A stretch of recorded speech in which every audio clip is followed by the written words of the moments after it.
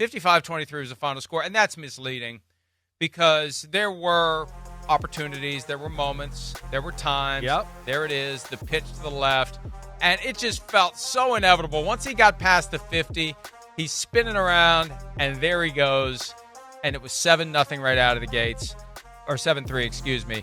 But I still believe that the Commanders, number one, they did not embarrass themselves, even though the final score was embarrassing. That's right. And they did have their chances. It just didn't work out. It comes down to those moments, those 5 or 6 plays. The problem is in this one, every time you flip the coin in a key moment, it came up Eagles. Yeah, that's right. Except for the fake punt. The Eagles are in a different class than the Commanders. The Commanders, it was a great year. I'm not trying to take anything away from it, but we've talked about it all year. The Eagles are a freaking all-star team. The Eagles are one of the most well-built, well-orchestrated football teams of this century. I'm dead serious. That's how good the Eagles are. You've heard me joke about it. I mean, it's so good that they run 3 defenses and they run 5 plays on offense, and they just go, screw you, we're better than you, and we're going to win. And that's where they are. And, yeah, Washington, you're right. They hung in there. It was fun to watch there for a while. I mean, early on in the game, you went, wow, clearly the Eagles are winning the physical battle. But Washington, that first drive, just staying on the field, the 3rd down conversions, the 4th down conversions, you're just like, damn, can you ever get Jaden Daniels off the field?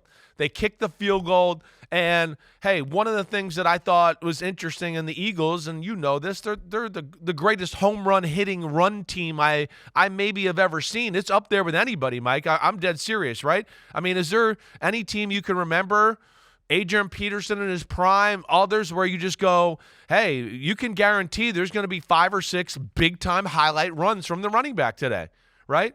That's what's just amazing, and it starts with the first play of the game. Jalen Hurts, can we show that first touchdown again? Hey, this is one thing I noticed during the game yesterday is Jalen Hurts audibled at the line of scrimmage more.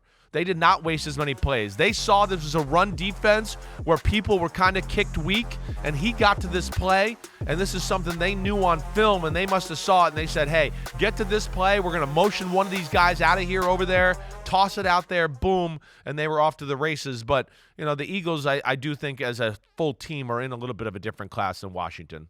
Well, and the difference between the Vikings with Adrian Peterson and the Eagles with Saquon Barkley, the quarterback is a threat. Yes, that's right. That's right. Well, right. And so you've got the double whammy. Even though we didn't see as much yesterday from Jalen Hurts, he had ultimately 10 carries for 16 yards, although, 9 of those were probably tush-push. We didn't see a lot of open field runs. And when he runs in the open field now, he slides quickly. He does. That was something. Somebody noticed that after his concussion. And, hey, it's smart. It's smart and it's safe.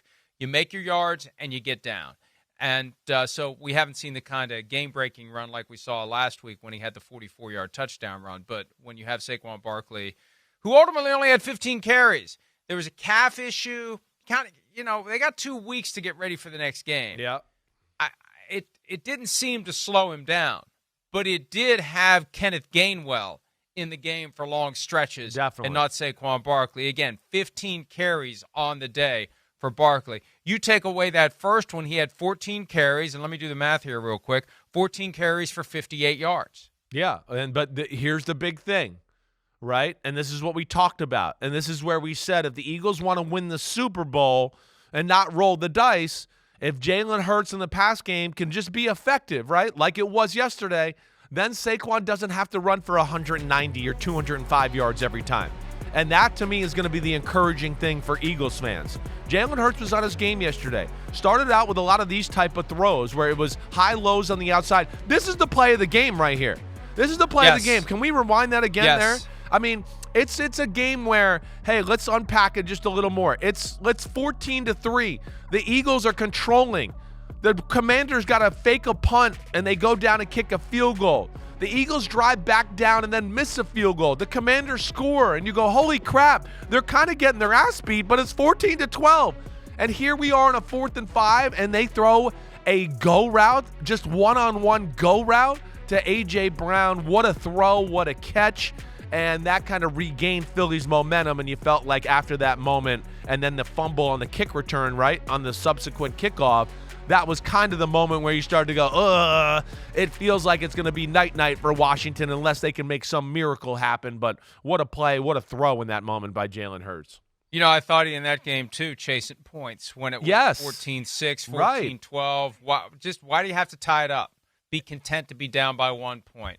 But then, that when you see 55-23, it's easy to forget. The game was hanging in the balance.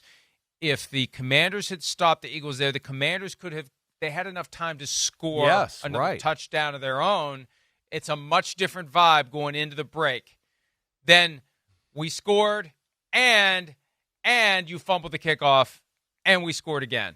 And now you're really screwed at halftime. Instead of being ahead, if you could have stopped us on 4th and 5, now you're in a hole that you're going to have a hard time digging out of. Yeah, that's exactly right. It was a total momentum swing, a total game changer there where you felt like Philadelphia was the better team on the field physically, but you're going, damn, is this Washington again just going to hang around and kind of slow death? You know, is Jaden Daniels just going to pick them apart and do this like he's done to so many football teams? But the fumbled kick return, that was a huge moment. And like you said, it felt like Washington had to really play catch up from that moment on. And let alone this play right here. Zach Bond forcing the fumble. Like you're saying, this game was 55-23. I think the 3 turnovers certainly were a big part of that. It feels like if there wasn't turnovers, like the Eagles maybe would have won by 10 or 12. But the game got off the rails because of these mistakes that we saw Washington not make throughout the year.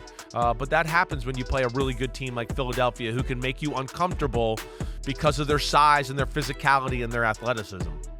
I'll still give the Commanders credit, though. It's 27-12 after the bang-bang touchdown. Yep. And they drive down the field with 39 seconds on the clock to get in position for a field goal to at least make it interesting at the break. 27-15 had a different feel than 27-12. Hi, it's Mike Florio. Thanks for watching PFT on YouTube. Hit subscribe for the latest news and analysis from Pro Football Talk.